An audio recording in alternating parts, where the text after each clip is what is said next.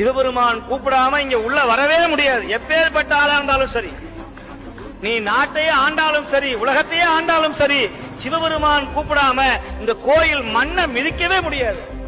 அவன் கூப்பிடணும், யார் வரணும்.